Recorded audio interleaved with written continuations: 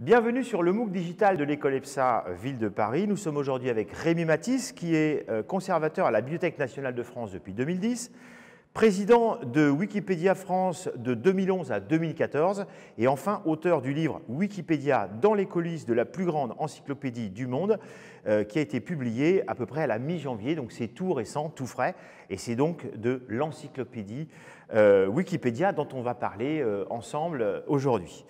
Alors déjà, une première question. L'encyclopédie existe avant Wikipédia, évidemment, mais les racines les plus anciennes, où est-ce qu'on va les chercher? Est-ce qu'on va les chercher au plus proche de l'invention de l'écriture? De l'invention de l'écriture, pas forcément, mais en tout cas, la volonté de faire une synthèse des connaissances humaines, c'est quelque chose qui est très très ancien, qu'on retrouve dans des mythes très anciens. Les premières encyclopédies, ou en tout cas les premiers textes didactiques, datent de l'Antiquité, où on a encore aujourd'hui des textes grecs, latins sur ces thématiques. Et bien évidemment, ça se développe au cours du Moyen-Âge, et le plus connu de nos ancêtres est forcément l'encyclopédie de Diderot et d'Alembert au XVIIIe siècle. Alors évidemment, celle la plus connue, c'est celle de Diderot, qui se nomme Encyclopédie ou Dictionnaire raisonné des sciences, arts et métiers, de 1751.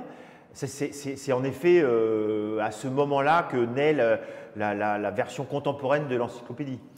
Il y a des encyclopédies déjà un petit peu du même style qui préexistent.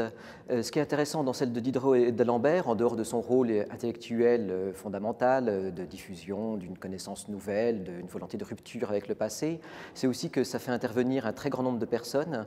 Ce n'est plus l'œuvre d'une personne comme le dictionnaire de Moreri ou des choses du XVIIe siècle, mais c'est toute une communauté qui se met ensemble pour diffuser une connaissance nouvelle et faire le point sur ce que l'on sait.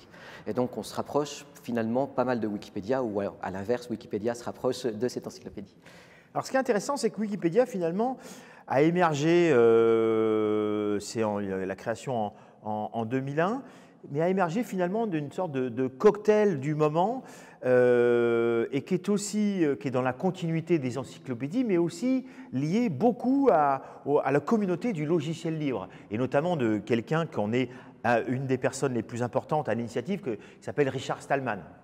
Oui, ça c'est quelque chose qui me semble fondamental et que du coup j'ai essayé de mettre en valeur, c'est que Wikipédia a pu être une rupture dans le monde des encyclopédies parce que ce n'est pas fait par le monde de la culture. Ce n'est pas fait par le monde des encyclopédies, ce n'est pas fait par le monde de l'édition, ce n'est même pas forcément fait par des universitaires dans un premier temps, ça naît vraiment dans le monde du développement de la bulle d'Internet de la fin des années 90, avec des pratiques nouvelles et en particulier toutes ces pratiques autour du logiciel libre où on travaille à de très nombreuses personnes en inventant des manières de travailler nouvelles, mais aussi d'un contexte juridique nouveau, puisqu'on invente ces fameuses licences libres qui vont permettre, non pas de contourner le droit d'auteur, mais de le vivre de manière un peu particulière, pour permettre à un très grand nombre de personnes d'intervenir sur les mêmes œuvres, que ce soit un logiciel ou un article d'encyclopédie.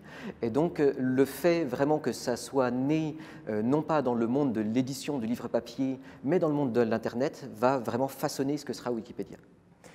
Et puis enfin, le grand public ne le sait pas forcément, mais ce n'est pas le seul wiki, puisque dans le monde notamment de la recherche, le monde du travail participatif, souvent on entend dire on va faire un wiki, ce qui sous-entend qu'on va donner la possibilité à un groupe d'intervenir également. Et il y a aussi quelqu'un qui est à l'origine du wiki en 95, ça je l'ai découvert, je ne le savais pas, c'est Ward Cunningham qui a fait, on considère l'un des premiers, si ce n'est le premier wiki, après il va y en avoir quantité, dont Wikipédia, mais il y a une origine aussi ici qui est cet américain Ward Cunningham. Oui, alors ça a vraiment été le déclic pour la réussite de Wikipédia, qui en fait dans un premier temps s'appelait Nupedia et n'était pas un wiki du tout. C'était vraiment une encyclopédie sur Internet, mais traditionnelle, faisant intervenir un grand nombre de personnes, mais sous forme de site Internet fermé. Et en fait, c'est à partir du moment où les fondateurs se sont dit « mais j'ai entendu parler de ce site, ce type de site, donc ce wiki, qui permettait à un grand nombre de personnes d'intervenir sur la même page, peut-être que ça serait pratique pour développer ces articles. » Et là, Wikipédia a été créé à partir de Nupedia, et c'est là qu'on s'est rendu compte que la technique de travail fonctionnait et que c'est ça qui permettrait de faire une encyclopédie gigantesque. Et puis on a cet intérêt porté à la connaissance des encyclopédies. On a le monde du logiciel libre sans lequel n'existerait pas Wikipédia non plus. Et puis on a aussi deux businessmen qui sont Jimmy Wales et Larry Sanger, qui sont à l'origine du nom Wikipédia. Je crois que c'est la seule chose qui est déposée, Wikipédia ou Wikimedia. Tout le reste, évidemment, est déposé en Creative Commons, mais c'est la seule chose qui est un peu plus protégée de manière un peu plus traditionnelle. C'est ça, le nom Wikipédia et le logo avec le globe font l'objet d'un dépôt comme marque. Et donc, ça explique par exemple que sur la couverture d'un livre comme le mien, on ne puisse pas le réutiliser parce qu'il y a une volonté de dire clairement Wikipédia est indépendant et Wikipédia ne reconnaît ni ne subventionne rien. Donc, il ne faut pas qu'il puisse y avoir un mélange dans l'esprit du consommateur entre un livre qui serait publié, qui est le point de vue d'une personne, et Wikipédia en tant que structure. Même pour son ancien président, et peut-être même justement pour son ancien président qui ne demanderait jamais l'autorisation, j'imagine. Alors aujourd'hui, Wikipédia, ce qu'on sait aussi, parce qu'on tombe souvent sur les pages aussi anglaises, il y a un Wikipédia francophone, ça n'a rien à voir, puisqu'en fait les Wikipédia, c'est des langues, ce n'est pas par zone géographique, ni évidemment par pays, mais c'est par langue, et je crois qu'il y a plus de 300 langues aujourd'hui. C'est ça fait partie des choses qui sont à la fois un phénomène intellectuel majeur et une grande nouveauté. C'est que le but est vraiment de faire fonctionner différentes encyclopédies les unes à côté des autres, avec des règles qui sont globalement les mêmes, mais pas exactement, puisque c'est la communauté qui se donne ces règles, on aura l'occasion d'en reparler, et de créer du coup des encyclopédies dans le plus grand nombre de langues possible, du moment qu'il y a une communauté pour soutenir cette encyclopédie. Ce qui veut dire qu'on a les langues principales, donc dès la première encyclopédie en anglais, la première Wikipédia est créée en janvier 2001. Dès le mois de mars, on crée les encyclopédies en allemand, en français, en catalan, mais très rapidement vont se développer des langues plus rares parce que ça vient de pays où on n'avait pas forcément les moyens, par exemple, de publier des encyclopédies sur papier. Et donc de très nombreuses langues de pays en voie de développement ont vu leur première encyclopédie être créée avec Wikipédia. Donc ça, c'est très très important pour réussir à toucher le monde entier et à pas seulement rester dans le petit monde des pays riches ou du monde de la culture traditionnelle. Et d'ailleurs, c'est intéressant de remarquer qu'il y a aussi des langues assez peu parlées qui peuvent avoir beaucoup de pages, d'autres qui sont énormément parlées avec des communautés qui les développent en dehors de leur pays. C'est vraiment très dissocié des pays. Et pour revenir à la France, je crois que c'est 2 millions à peu près de pages aujourd'hui. C'est quand même considérable. Je crois que c'est à peu près 6 millions, quelque chose comme ça pour l'anglophone. D'ailleurs, c'est une différence qui n'est pas si importante que ça. Ce qui dit aussi, le Wikipédia en français est quand même très représenté dans le monde, quoi. Oui, c'est une des principales Wikipédia, ce qui n'est pas non plus surprenant parce que le français est quand même une communauté importante avec des pays riches, que ce soit en Europe, au Québec. Donc, ce n'est pas très surprenant qu'il y ait beaucoup d'internautes qui écrivent des articles. Après, il y a en effet un très grand nombre de plus petites Wikipédia, y compris dans des langues mortes. Il y a une Wikipédia en latin qui existe. Et il y a un autre phénomène qui est important et qu'on oublie souvent, y compris quand on est français, c'est tout ce qui est langue régionale, où c'est également un phénomène très important pour faire vivre ces langues qui sont vivantes. Et donc on a des Wikipédias en corse, en breton, en occitan, en basque, en catalan autour de Perpignan, donc il y a en alsacien. Donc il y a vraiment, il faut vraiment dissocier le côté français et le côté francophone, et cette importance des langues est vraiment très grande. Alors, parlons maintenant un petit peu de la fondation Wikimedia, puisqu'en fait, Wikipédia, c'est la partie la plus visible, mais en réalité, c'est quantité de wiki, plus ou moins visibles, plus ou moins récents, avec d'autres qui sont, dont on imagine qu'ils vont grandir encore. Alors, sur la partie financement, c'est essentiellement des dons. On le voit avant Noël, on est sollicité. Je me suis rendu compte d'ailleurs que les dons, moi je donne depuis déjà quelques années, que les dons finalement étaient assez élevés. C'est pas 5 € la moyenne, je crois que c'est plutôt 20 €, quelque chose comme ça. Oui, c'est ce qui est à peu près en fait dans la moyenne de ce que les gens donnent à des ONG, à Médecins du Monde ou la Croix-Rouge.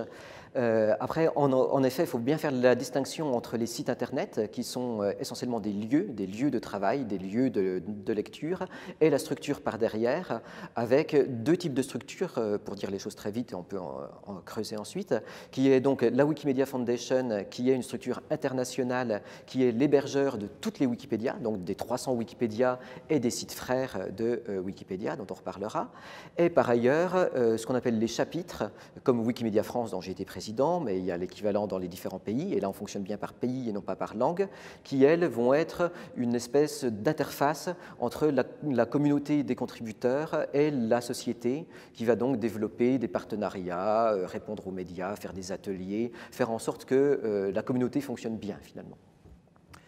Et j'ai vu aussi que l'idée aussi, c'est d'évoluer, parce que les dons, on est tributaire des dons annuels et c'est un petit peu compliqué. C'est aussi de gérer aussi un petit peu les intérêts, comme on le fait notamment en Amérique du Nord avec ce qu'on appelle les financial endowments, c'est ça? C'est ça, c'est-à-dire que le modèle économique de Wikipédia est un petit peu, est globalement le même que son modèle éditorial, c'est-à-dire faire intervenir le plus grand nombre de personnes, ce qui permet d'avoir une certaine indépendance, c'est-à-dire qu'il n'y a personne qui peut dire « je finance Wikipédia », c'est des centaines de milliers de petits dons qui financent Wikipédia. Ce qui est formidable, ce qui pour l'instant a toujours permis à Wikipédia d'acquérir le budget nécessaire, qui a été en forte hausse, forcément. On partait d'un tout petit site et on arrive au 5e site mondial, ce qui nécessite un budget de quelques dizaines de millions de dollars par an. Mais simplement, on est toujours dans des questions de flux, c'est-à-dire que l'argent vient d'une levée de fonds qui a lieu chaque année, comme vous l'avez dit, et donc il suffirait qu'il y ait un problème une année parce qu'il y a une actualité sur un autre sujet ou un problème, je ne sais pas, avec le directeur général de la fondation qui est pris dans un scandale, ça finirait par poser problème pour faire tourner Wikipédia. Donc le but est de transformer ce flux en stock, c'est-à-dire de lever des fonds qui soient placés, c'est comme ça que fonctionnent les universités américaines, les grands musées américains, etc. Et finalement vivre sur les revenus de ce capital et non pas sur un flux d'argent qui viendrait chaque année. Alors évidemment, Wikipédia a son siège, hein, c'est à San Francisco, je crois, un beau bâtiment. Le plus connu des projets, c'est comme ça qu'on les baptise, c'est évidemment Wikipédia, l'encyclopédie libre, gratuite, sans publicité, qui sont vraiment les spécificités de cette encyclopédie en ligne, quoi. Oui, c'est vraiment le principe de son fonctionnement, c'est que c'est une encyclopédie faite par les internautes selon des règles extrêmement précises, extrêmement structurées dont on pourra reparler, mais c'est vraiment fait par les internautes. Et pour faire travailler les internautes, il faut se placer sous une licence libre pour permettre que ça soit modifié par d'autres personnes en permanence sans avoir à demander l'autorisation des uns et des autres. C'est librement disponible sur Internet et librement réutilisable, sans publicité aussi, parce que la volonté est vraiment que ça soit indépendant et donc, comme je viens de le dire, de fonctionner sur une volonté de payer et de faire en sorte que ce service existe, plus que par un appel à des grands donateurs dont on serait tributaire au bout du compte.